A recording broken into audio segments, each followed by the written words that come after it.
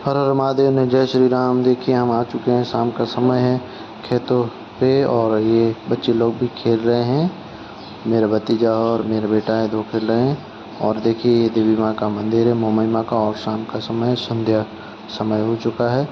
तो ये हमारे खेत की जुआर है और देखिए पूरा, और खेतों की जुताई हो चुकी है और ये नीम का पेड़ भी है और पापा जी पूरी तैयारी कर रहे हैं। अब जो है आरती होने वाली है। तो देखिए बाहर का नज़ारा भी आपको दिखा रहा हूँ। देखिए शाम का समय है, संध्या समय है, देखिए कैसा है। और ये हमारी देवी माँ की ध्वजा भी है, ऊपर शिखर है मंदिर का। तो अंदर आपको दिखाता हूँ जाके मंदिर के अंदर। तो देखिए मंदिर के अंदर ये सामने हनुमान जी की मूर्ति भी है और देखिए पापा जी काम कर रहे हैं। और ये हनुमान जी की, गणपति दादा, खेतवर दादा की मूर्ति है। तो देखिए पापा जी तैयारी कर रहे हैं। तो इस तरफ हनुमान जी की भी मूर्ति है। तो आप